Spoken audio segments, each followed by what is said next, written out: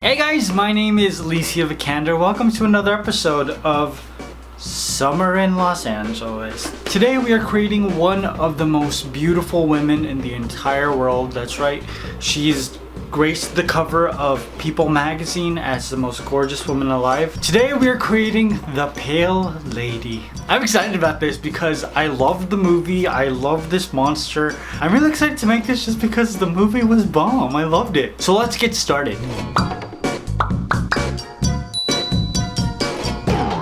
To create this cake, I started with funfetti cake and I just baked it in my adjustable cake pan just so I can get the oval shape. I love this thing. It morphs a little bit, but I love it, so that's why I'm using it. Cutting out this ugly shape, it's supposed to be the shape of the Pale Lady, but it could just be a pebble, also a really big rock. And I'm just doing all of the cake basics.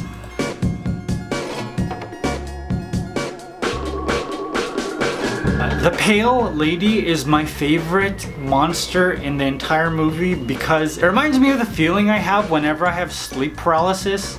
I'm curious, do you guys ever have sleep paralysis? I used to have it a lot as a kid and I have it probably like once a month as an adult.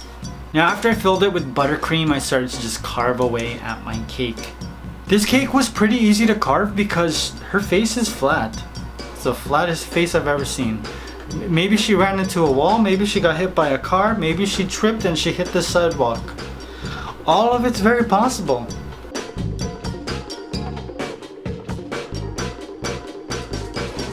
I gave this a crumb coat and I realized that there actually is some shape to her face, so I took a paring knife and I just started to carve a little bit away.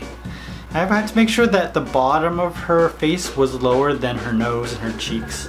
So there was a little bit more carving than I initially expected. After that, I added a nose made of fondant and just a little bit more fondant to enhance some of the features on her face. Then I covered it with the ugliest, chalkiest piece of white fondant I could create. For this, I actually had to mix white food coloring and a little bit of green, brown, and yellow to get this color, very small amounts. This is the chalkiest woman ever. And I wanted to make sure that I got her skin tone right so I didn't have to add too much like luster dust at the end to get all of her features. Now like I said, I have sleep paralysis and the Pale Lady embodies how I feel when I have it.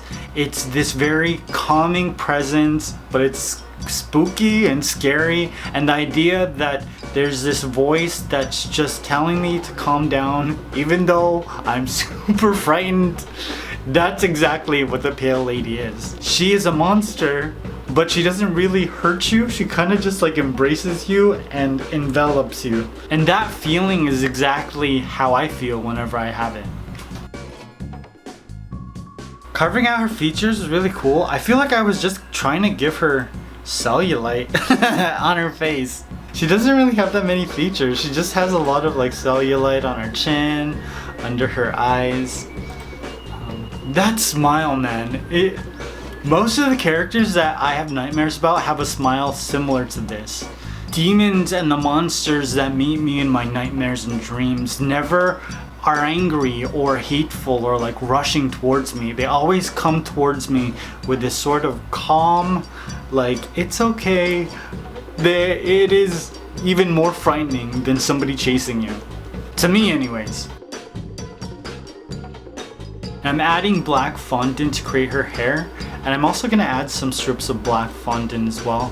She has like the oiliest hair I've ever seen, and she has like really thick strands of hair, which is what I created with my pieces of fondant. I did add a little bit more hair at the bottom, and then I started to paint.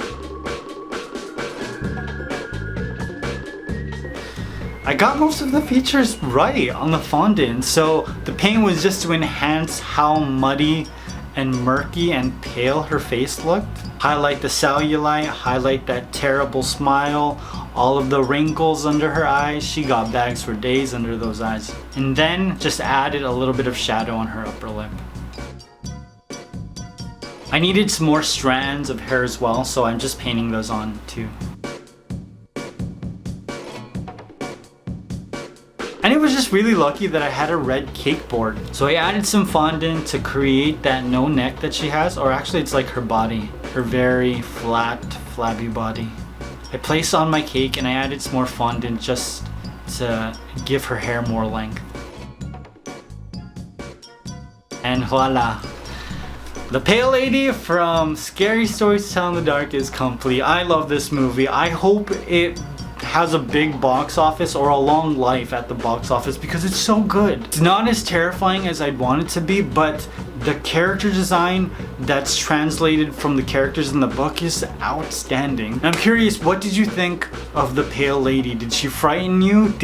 Actually, which character frightened you the most? I love making horror cakes and I'm excited to show you what I have in store. Not just for Halloween, but the upcoming months because it's just fun to create horror stuff. And if you have any characters you'd like to see me make, let me know in the comments. I hope you guys enjoyed this. I love you. I'll see you very soon. Peace!